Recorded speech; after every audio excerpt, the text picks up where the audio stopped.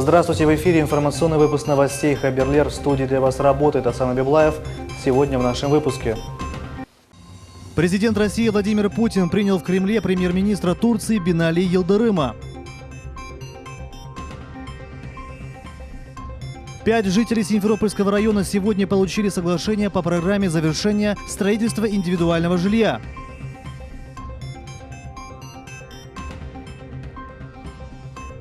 Какую обувь необходимо покупать зимой, чтобы было тепло, безопасно и одновременно красиво?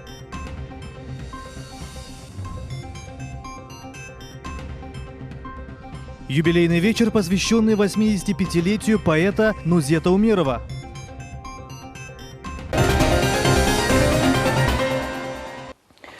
Президент России Владимир Путин принял в Кремле премьер-министра Турции Бинали Йылдырыма.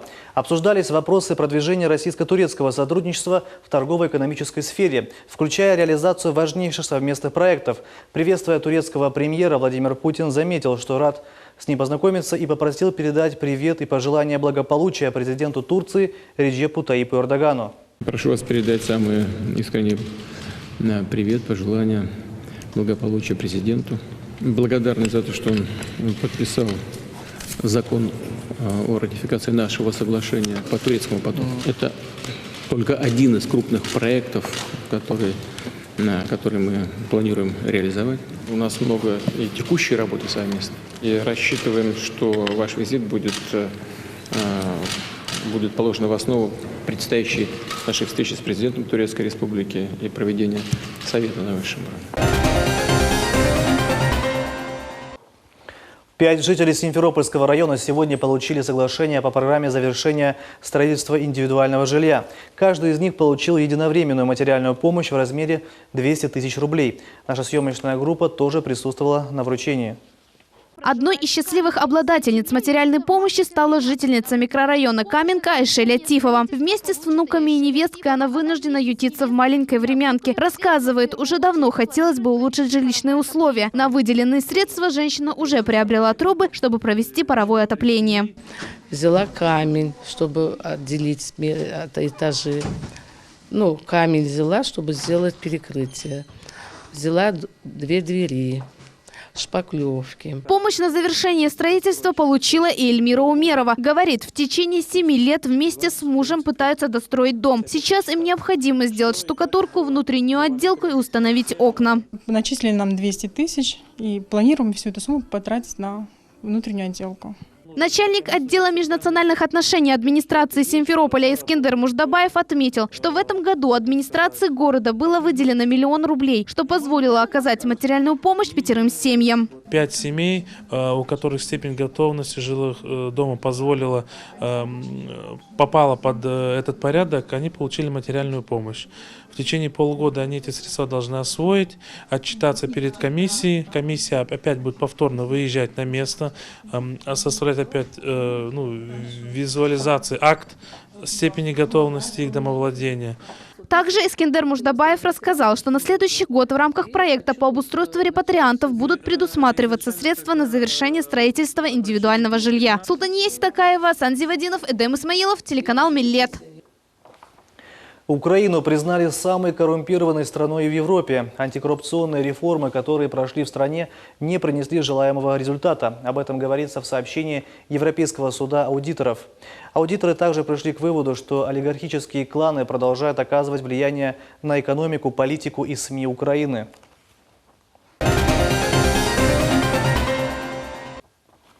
С выпадением обильных осадков и авариями на теплотрассах чаще поступают обращения жителей Республики Крым в Министерство жилищно-коммунального хозяйства. Каким образом министерство решает проблему, узнавала наш корреспондент София Шукурова. В начале недели на Крым обрушились резкие холода. И сразу же не обошлось без аварийных ситуациях котельных. Так в Бахчисарае в связи с аварийной ситуацией на теплотрассе была остановлена котельная. В результате 30 многоквартирных жилых домов остались без отопления. По словам заместителя министра жилищно-коммунального хозяйства Якуба Зейтулаева, в этот же день проблема была устранена и жителям начало поступать тепло. Как правило, ремонтные работы, связанные с большим физическим износом тепловых сетей и котельного оборудования, но срок устранения аварийных ситуаций не превышает 8 часов. В Бахчисарае была, в принципе, штатной ситуации, был порыв на теплотрассе, он в течение дня был устранен, и все жители сейчас находятся с отоплением. С 2017 года Министерство жилищно-коммунального хозяйства планирует реализовать региональную адресную инвестиционную программу, так как 70% котельных Республики Крым на сегодняшний день находятся в непригодном состоянии и требуют модернизации. На сегодняшний день, по словам Якуба Зейтулаева, в сутки около 10 многоквартирных домов получают тепло с перебоями до 8 часов. Мы планируем основную часть изношенного оборудования заменить, модернизировать, улучшить. У нас на выходе уже схема единая по теплоснабжению Республики Крым. И уже опираясь на эту схему, мы будем проводить соответствующую модернизацию всей сферы коммунальной теплоэнергетики.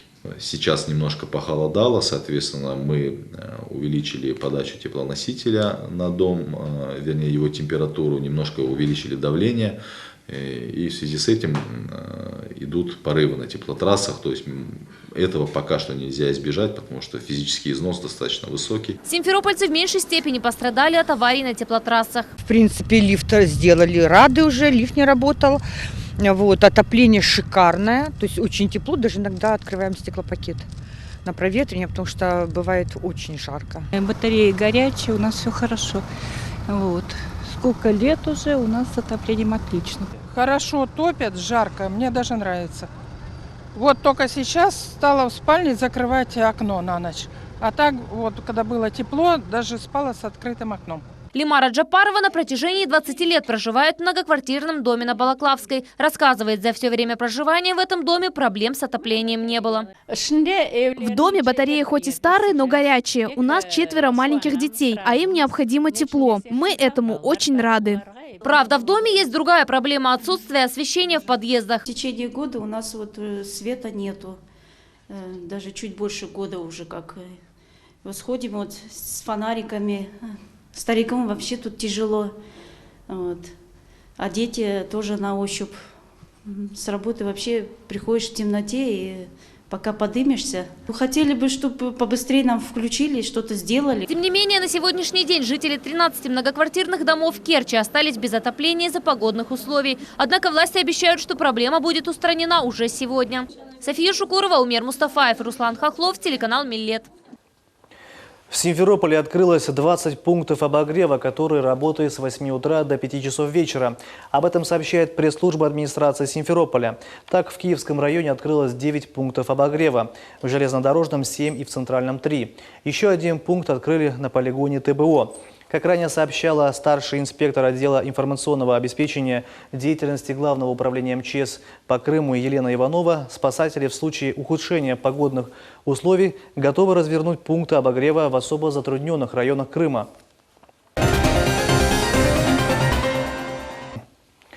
Зима в Крым пришла как никогда вовремя, и те, кто не успел приобрести зимнюю обувь, спешат в магазины и на рынке за заветной теплой парой новых сапог, ботинок или полюбившимися многими угами. Какую обувь необходимо покупать зимой, чтобы было тепло, безопасно и одновременно красиво? Ответы на все эти вопросы знает наш корреспондент Нариман Тарсинова.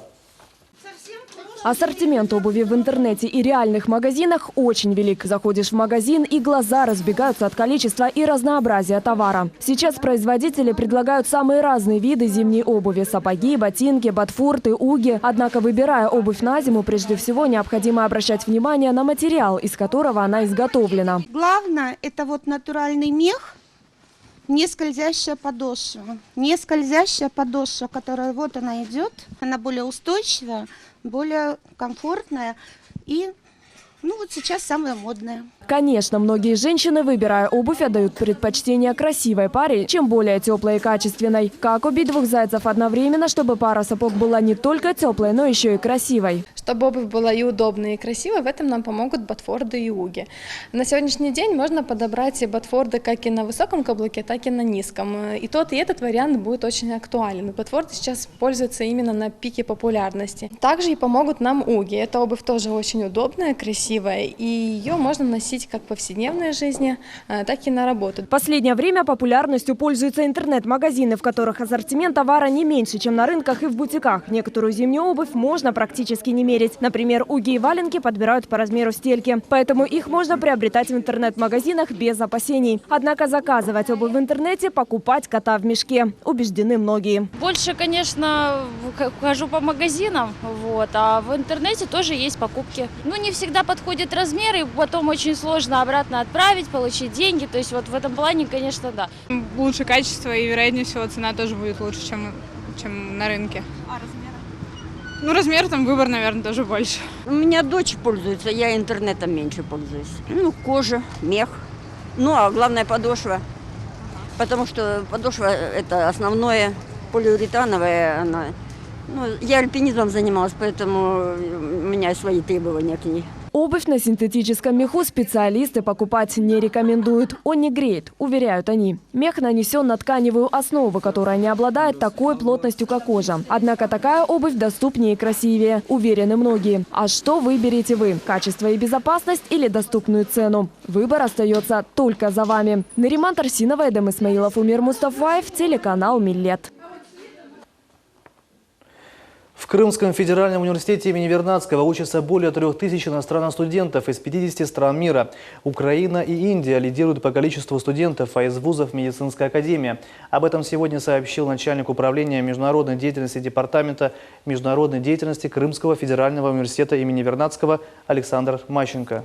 В Крыму иностранные студенты обучаются еще с советских времен. Этой традиции более 50 лет. В этом году ситуация незначительно изменилась. Желающих получить образование на полуострове уменьшилось на 215 человек. По состоянию на декабрь количество иностранных граждан составляет более 3000 человек. Больше всего из Украины 952, а потом идет Индия 804, Узбекистан 474, Нигерия 116, Иордания 101 человек. Это страны, откуда студентов больше всего. По словам Александра Мащенко, больше всего иностранцев учатся в медицинской академии. Это около 2000 человек. Крымский федеральный университет вошел в пятерку лидеров России по количеству иностранных студентов. Если у нас 10 федеральных университетов в России, в Российской Федерации, это 4-й показатель среди всех высших учебных заведений России. То есть это тоже показатель такой важный. В настоящее время КФУ заключил соглашение о сотрудничестве с 10 зарубежными вузами. Также рассматриваются варианты взаимодействия с рядом вузов Белоруссии, Украины, Турции, Германии и Литвы. Государства, входящие в ЕАЭС, это и белорусские университеты, и армянские университеты, и казахстанские университеты. В планах также открытие подготовительного отделения в Марокко и в Индии. Александр Мащенко добавил, что во время визита крымской делегации в Иорданию представители Бейрутского университета заинтересовались сотрудничеством с КФУ. Это большой университет, несколько десятков тысяч студентов. У них есть заинтересованность и в проведении практик их ливанских студентов из Бейрута здесь у нас на базе Крымского федерального университета. Причем это их инициатива, то есть реальный интерес. И мы думаем о возможности стажировок преподавателей, может быть, административного персонала, обменных студенческих поездках. Эксперты считают, что проблема с признанием дипломов КФУ за рубежом временная и не является острой. Айша Шелокова, Дмитрий Низовой, телеканал Миллет. Сегодня 32 крымских соискателя представили свои разработки по различным технологиям на финальном этапе конкурса инновационных проектов по программе «Умник», который состоялся в Симферополе. Авторы лучших проектов финального отбора регионального экспертного жюри получат грант в размере 500 тысяч рублей на реализацию идеи. Фонд содействия инновациям впервые проводит данный конкурс в Крыму. Традиционный конкурс Фонда содействия инновационных проектов по программе «Умник» рассчитан на поддержку инженеров и научно-технических разработок, которые имеют перспективу коммерциализации и могут быть востребованы рынком. У нас 11 ноября открыто территориальное представительство фонда, 17 ноября Сергей Валерьевич Аксенов подписал соглашение о содействии развития фонда в Республике Крым. И теперь программы фонда доступны инноваторам, изобретателям, республики, молодым изобретателям, предпринимателям. И теперь в Крыму в том числе вот эта мера поддержки будет оказываться. Задача программы – выявить и поддержать талантливых и молодых инноваторов в возрасте от 18 до 30 лет, которым необходимо дополнительное развитие. Оценивают проекты по двум критериям: перспектива коммерциализации и квалификация заявителя. Перспектива коммерциализации – основной из этих двух критериев, как раз когда мы разбираемся совместно с экспертами, есть ли в этом научном проекте какая-то перспектива коммерциализации. То есть, иначе говоря, по-простому, это является инновационным проектом или нет. Потому что инновационный проект – это проект, в котором наука превращается в деньги. И нам самое главное разобраться самим и помочь разобраться ребятам, смогут ли они этот проект реализовывать как инновационный и смогут ли, самое главное, с ним заработать деньги. Региональное экспертное жюри, состоящее из представителей бизнес-сообщества, оценивали не только план реализации проекта, но и умение выступать. У нас большой научный потенциал в университете. У нас большой научный потенциал в Крыму. Но, к сожалению, вот этот потенциал пока не находил рационального выплеска, не находил рациональных путей развития, не было удачных институтов поддержки. Сейчас эти институты поддержки появляются, и в том числе вот этот фонд содействия инновациям. И мы очень надеемся, что у нас появится много малых инновационных предприятий, у нас появится инновационный бизнес, и, в общем-то, у нас появится новое направление мысли, в том числе и в бизнесе. Участники конкурса представили самые разнообразные проекты. Я представляю проект импульсного сепаратора немагнитных материалов. Это в нынешнее время очень актуально, так как мы можем сепарировать из вторсырья, отходов, практически добывать полезные металлы, то есть такие как алюминий, медь и их сплавы, так как сейчас это очень энергозатратно и трудоемко. Представляю тему совершенствования когенерационных установок малой мощности на основе двигателя Стерлинга. Данная работа дает улучшения в области отопления. В частности, если у вас отключают электричество, вы можете использовать данную систему для подпитки насосов. Результаты конкурса будут объявлены через месяц. Победители получат грант в 500 тысяч рублей, который будет безвозмездным. Диляра Шевкетова, Айдем Исмаилов, телеканал «Миллет». Сегодня в Симферополе началась первая благотворительная акция, которая направлена на сбор продуктов, сувениров, одежды и других различных предметов. Акция долгосрочная. Благотворительные коробки добра будут установлены в магазинах по всему Крыму. В них можно пожертвовать все, кроме денег. Таковы условия акции. Подробнее в нашем сюжете. Сегодня в Духовном управлении мусульман Крыма в рамках проекта «Полезные знания» собрались преподаватели ислама со всех регионов Крыма. На встрече мусульманки обсуждали волнующие их вопросы, ближайшие конкурсы и благотворительные акции. Также подвели итоги по темам, которым обучали детей. Также одной из главных тем стала благотворительная акция «Коробка добра», инициированная объединением «Буллюр». Как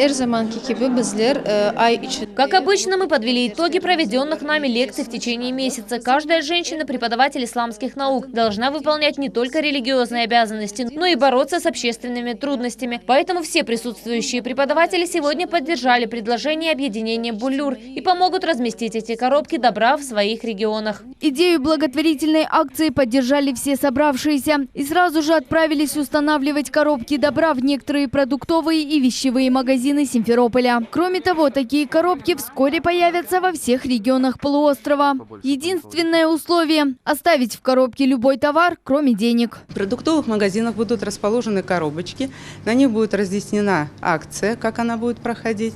И любой из наших сограждан, который придет в магазин, покупать для себя продукты, он может купить что-то из продуктов, будь то крупы какие-то, может быть это сахар, растительное масло, чай, кофе, на свое усмотрение положить в эту коробочку. В дальнейшем эти коробочки будут нами собираться, нашей организацией, и передаваться нуждающимся. Мы призываем всех наших сограждан, всех наших жителей нашего Крыма принимать активное участие в этой акции, помогать нам и заодно получать савапа. Сегодня в городе уже установили несколько коробок добра. Семья Мамедовых, услышав о такой акции, сразу приняли решение участвовать в ней и согласились разместить коробку в своем магазине. Уже сделаны и первые пожертвования в помощь нуждающимся. Цель этой акции – оказать нуждающимся помощь. Любой желающий может участвовать в ней, прийти, купить любую вещь в нашем магазине, положить в эту коробку. организация «Булюр» передаст эти вещи тем людям, которые нуждаются в них. Считаем своим долгом участвовать в ней, чем можем помочь. Затем наша съемочная группа отправилась в микрорайон Ахмечеть. Стоит отметить, что уже в первый день акции коробку добра жители не обходят стороной. Помогают кто чем может. Владельцы магазинов, которые хотят установить благотворительную коробку и помочь нуждающимся, могут обратиться по телефону +7 978 863 99 79 или в социальных сетях объединения «Булюр». Акция проводится при поддержке Духовного управления мусульман Крыма. И, конечно, дорогие телезрители, не забывайте делать добрые дела. Если у вас появится возможность протянуть руку помощи, обязательно сделайте это. Алимия Кайбулаева, Асан Зивадинов, телеканал «Миллет». Юбилейный вечер, посвященный 85-летию поэта, прозаика, переводчика, журналиста Нузета Умерова, прошел в библиотеке имени Исмаила Гаспринского. Сегодня Нузет Умеров – самый известный детский писатель, пишущий на крымско-татарском языке. На мероприятии побывала и наш корреспондент Мавиля Июб. Нузет Умеров мечтал стать детским писателем, и мечта его осуществилась. Он по праву считается аксакалом крымско-татарской литературы. Он желанный гость для любой аудитории. Его творчество увлекает и взрослых, и детей. Стоит только ему подняться на сцену и прочесть первых несколько строк. Сегодня поздравить Нузета Умерова собрались коллеги, друзья и родственники. Гости, поздравляя именинника, отметили, что его произведение отличается простотой языка. Каждая его работа оригинальна с точки зрения избранной тематики.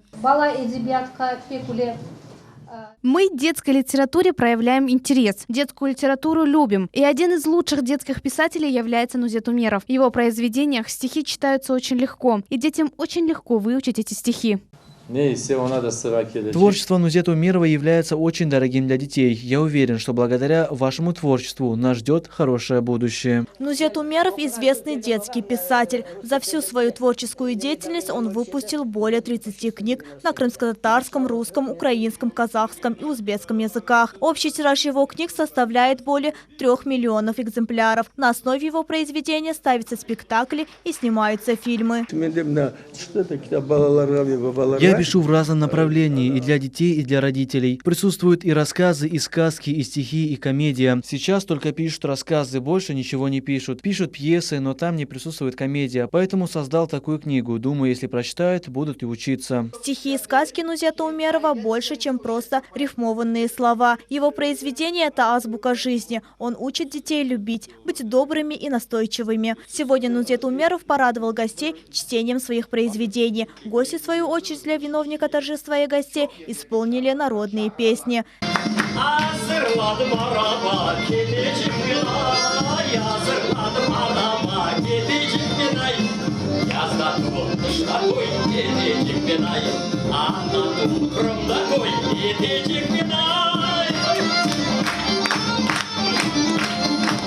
Особенность вечера в том, что его организаторами стали самые преданные поклонники писателя – дети. В качестве подарков Нузету Умерову они подготовили выразительное чтение стихотворений, презентацию доклада «Мир детства в произведениях Нузета Умерова» и выставку иллюстрации. Мавилея Юпенвер Аблязис, телеканал «Миллет».